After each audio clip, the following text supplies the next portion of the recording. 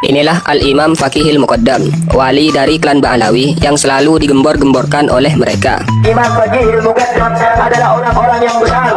Beliau adalah orang-orang yang hebat. Bahkan diceritakan beliau pernah mi'raj, saudara-saudara, bertemu dengan Allah dalam satu hari 70 kali, saudara. Aulia dan Muhammad Anbiya. Derajat saya dengan keluarga seperti derajat Rasulullah dan Anbiya. Al-Imam Al-Fakihil Muqaddam ini dari keilmuan yang dimilikinya sampai pada derajat mujtahid mutlak. Derajat mujtahid mutlak ini di dalam fikih ini seperti derajatnya Imam Syafi'i. Omongannya gede terus. Alah, untuk birut. Saya mondok 6 tahun di salah satu pesantren di Indonesia, tidak pernah mendengar wali Fakihil Muqaddam sebagai rajanya para wali. Yang saya tahu hanyalah Syekh Abdul Qadir Al-Jailani sebagai Sultanul Aulia, rajanya para wali. Karena mustahil jika benar Fakih Muqaddam sebagai rajanya para wali, tapi tidak dikenal di kalangan umat muslim dan namanya tidak tercantum di kitab-kitab klasik. Fakih Muqaddam hanya dipromosikan oleh Habib klan Ba'alawi dari panggung ke panggung. Para ulama yang mempunyai ilmu, dari mana mereka mendapatkan ilmunya? Mereka semua mengambil ilmu daripada ahli bait Rasulullah sallallahu alaihi wasallam. Jika mereka mengambil ilmu selain daripada ahli bait Rasul, maka mereka adalah ulama su, ulama yang sesat dan menyesatkan kepada orang-orang yang lainnya. Hadirin rahimakumullah. Ini adalah ancaman, dan kita janganlah sesuka hati kita mengikutkan atau mendengar pengajaran daripada guru-guru yang tidak bersanad langsung kepada ahlul bait Rasulullah sampai kepada Rasulullah SAW, maka mereka tidak dapat diterima amal ibadah mereka, ucapan-ucapan mereka, semuanya tidak berguna bagi kita yang mendengarnya. Hati-hati. Ini adalah ancaman dari Rasul SAW. Dan Rasulullah SAW bukan berbicara dari hatinya, tidak.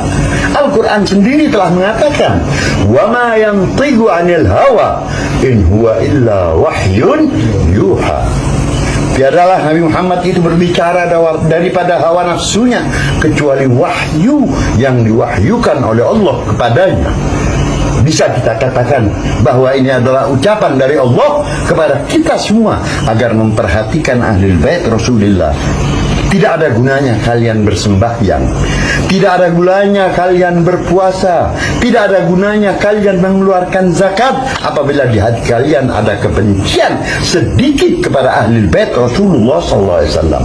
Maka Allah Subhanahu wa Ta'ala akan menolak daripada segala amalan-amalan kalian.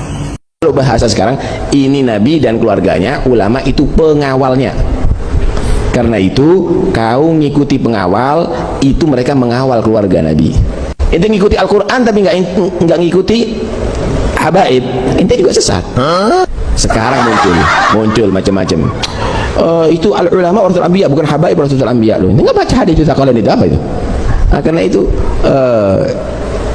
hati-hati. Kalau sudah mulai ada buhut, berarti kamu sudah meninggalkan satu daripada Thaqalain dan kamu akan sesat pasti.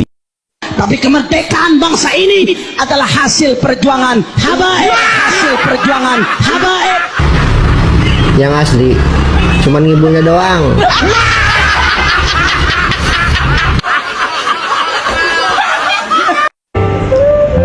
Siapa orang yang pertama kali mengusulkan buku nikah di Indonesia? Itu Habib Utsman. KUA. Ente kalau nikah itu punya buku nikah. Itu Habib Utsman yang pertama kali mencetuskan. Kita bisa kasih shock terapi dengan tegangan tinggi. Pasukan-pasukan mereka kita rontokkan. Apalagi pasukan-pasukan Dajjal Imad ini, kita akan berikan shock terapi dengan tegangan tinggi. Man rabbuka. Orang kalau cuma ngandalin hafalan, ngandalin ilmu, bakalan hancur, bakalan habis, nggak bakalan selamat di dalam kuburannya. Ketika saya nggak tahu harus menjawab bagaimana, grogi, tahu-tahu datang Imam Al-Haddad di hadapan saya, menghalangi antara saya dengan malaikat tersebut yang mau nyiksa saya. Dia bilang, Imam Al-Haddad bilang, stop, hadza min ashabina, ini mayit nih sahabat saya. Itu malaikat mundur, marhaba. Anda karena hanya kepentingan sesaat, Anda sudah fitnah habaib kemana-mana sekarang. Tanggung jawab nanti sama Rasulullah. Kami datang ke Indonesia bukan untuk menjajah kepada Anda, tapi kami, datuk-datuk kami semuanya datang kepada Anda untuk mencetak ulama, kiai-kiai ada di Indonesia ini. Kami tidak pernah ambisi dengan jabatan. Kami tidak itu.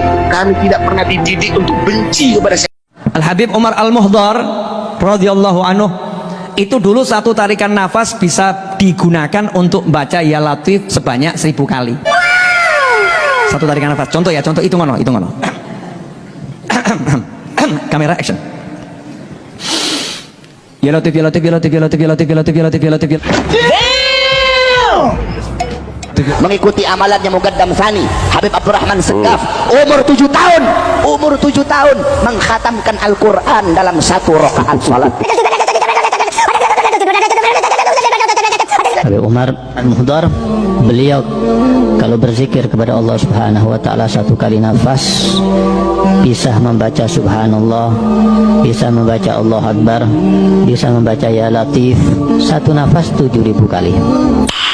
Nice. Habib Abdurrahman As-Segaf bin Muhammad Maulid Dawileh 60 kali dalam 1 malam menghatamkan Al-Quran. Setiap 1 rakaat beliau sekali menghatamkan Al-Quran.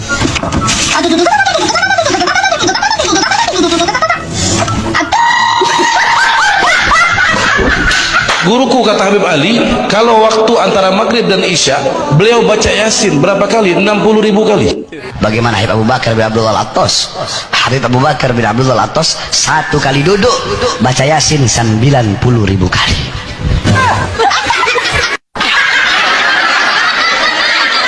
Itu bajunya Habib Abdurrahman Segaf kalau dibuka, ditaruh kendelan, bajunya itu, dari bajunya itu keluar suara dzikir Allah, Allah, Allah, Allah dari bajunya. Tasbih, beliau punya tasbih. Tasbihnya kalau ditaruh, tasbihnya jalan tak tak tak tak, dikira sama si tasbih masih dipakai. Syekhul Sultana itu adalah istrinya Al-Habib Abdurrahman As-Segaf. Sebagian riwayat dikatakan cuman dinikahi tapi nggak dikumpuli. Cuman dinikahi tapi nggak dikumpuli. Kata Habib Abdurrahman As-Segaf, kalau nggak salah beliau mengatakan anti zaujati fil jannah, kau akan jadi istriku nanti di surga.